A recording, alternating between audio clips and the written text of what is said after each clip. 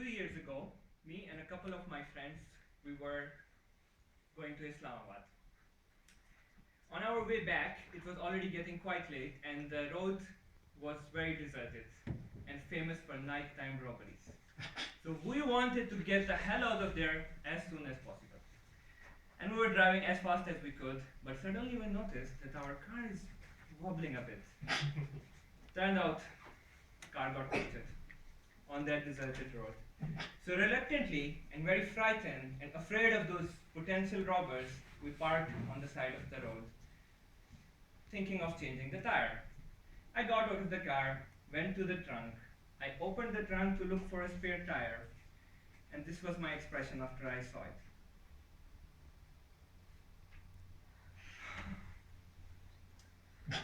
To tell you what happened and what I found in that trunk, I have to go to the beginning of the story. So this happened about 6 years ago when I was in my final semester of the university. This is the time when you're looking for the job. So I got a call from a company in Islamabad, and so did a couple of my other friends. So we met in the morning, decided to go together on public transport.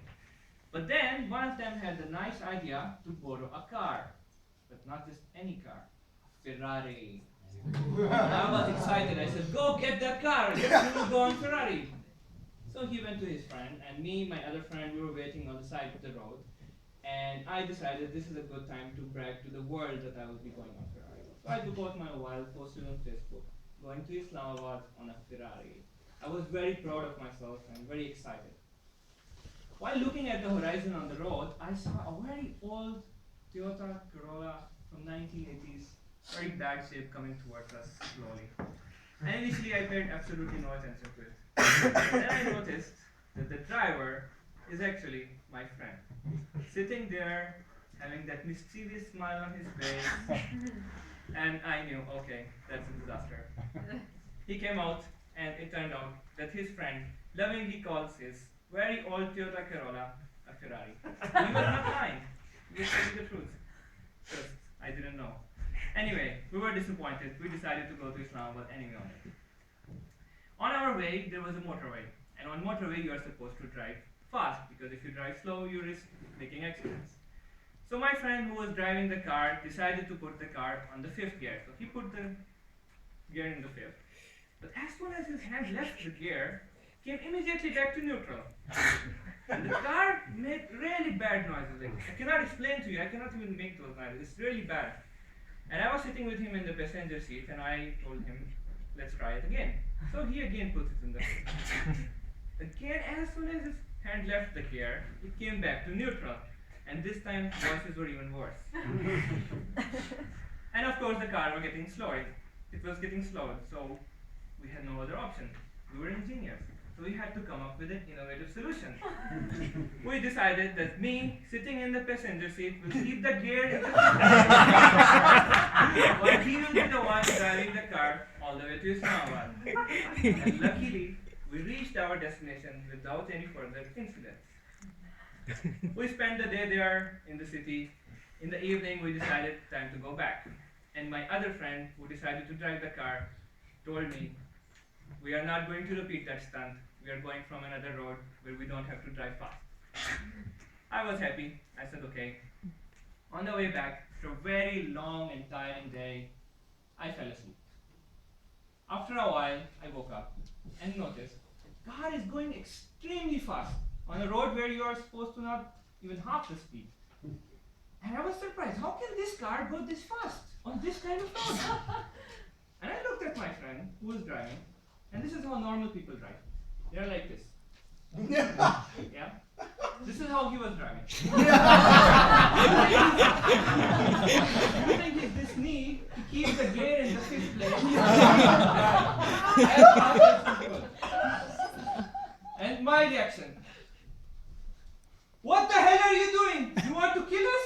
I want to graduate. I want to have a family. I want to have grandkids. You want to kill me today? Slow the hell down! After my screaming, he slowed down. And this is when our car got punched. So we got out of the car to change the spare tire as quickly as possible because it was late and the road was not safe. So I went to the trunk. I opened the trunk. And I did find a spare tire there.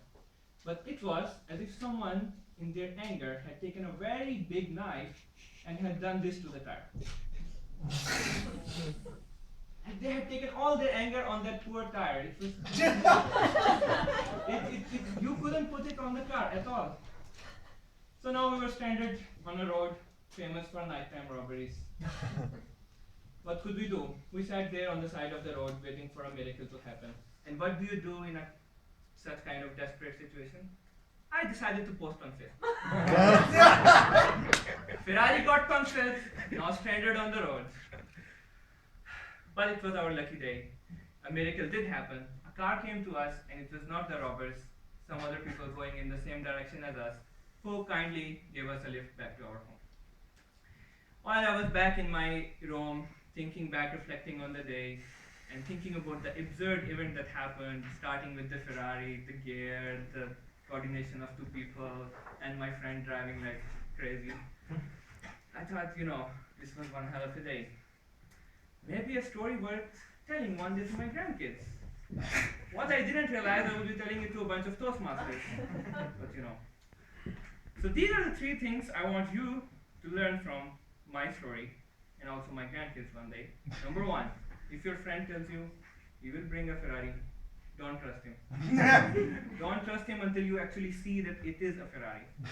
Number two, when you borrow a car, always check there is a spare tire, and it can work.